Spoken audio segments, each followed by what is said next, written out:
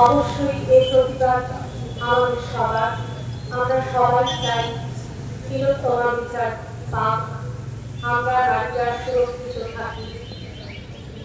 আধুনিক শিক্ষায় শিক্ষিত হয়েও এই একবিংশ শতাব্দীতে দাঁড়িয়ে কোথাও যেন আজও আমরা বুদ্ধিমতীদের জন্য অপ্রস্তুত। লড়াইটা জাগ্রত থাক। একটি বিখ্যাত কবিতা প্রথমে আমার কণ্ঠ বেদন করছি।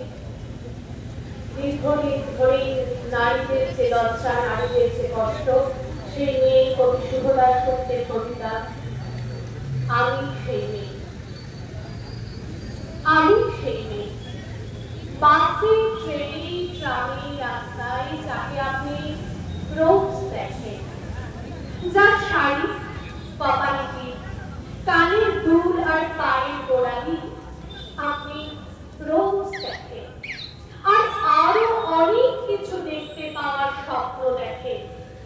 স্বপ্নে যাকে ইচ্ছে মতন দেখেন, আমি সেই মেয়ে।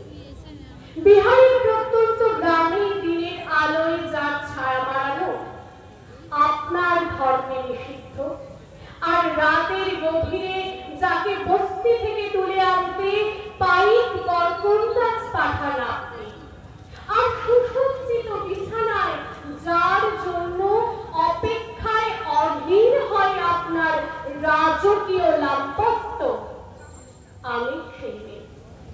আমি সেই মেয়ে, আসামের চা বাগানে ঝুপড়ি কামের বস্তি থেকে যাকে আপনি তুলে নিয়ে যেতে চান সাহেবী বাংলোয় মধ্যরাতে, ফায়ার প্লেসের ঝলসে ওঠা আলোয় মোদির চোখে দেখতে চান যার অনাবৃত শরীর, আমি সেই মেয়ে।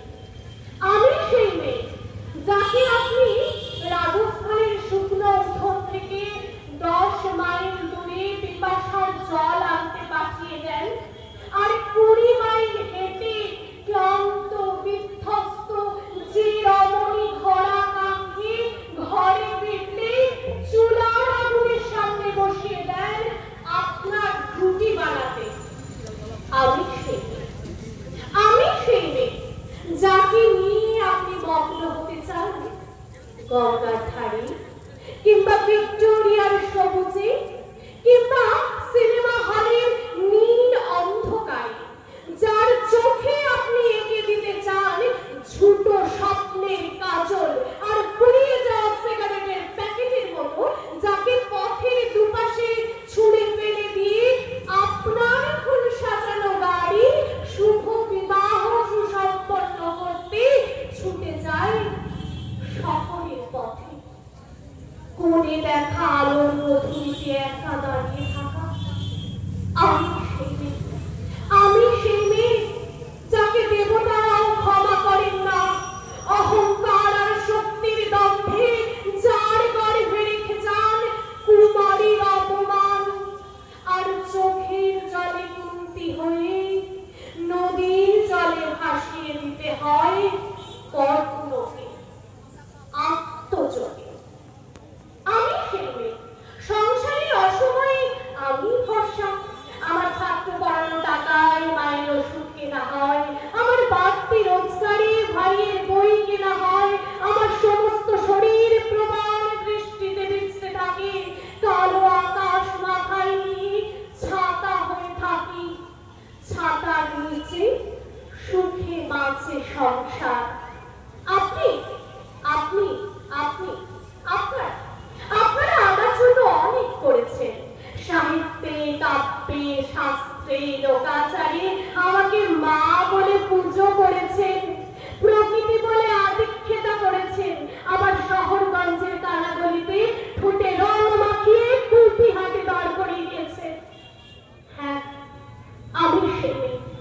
হয়তো একদিন, হয়তো অন্য কোনো একদিন আমার সমস্ত মিথ্যে পোশাক ছুঁড়ে ফেলে দিয়ে আমি হয়ে উঠবো সেই অসামান্য। খোলা চুল মেঘের মতো ঢাকবে আমার খোলা পিঠ, কপাল ঠিকরে বেরোবে ভয়ঙ্কর তেজ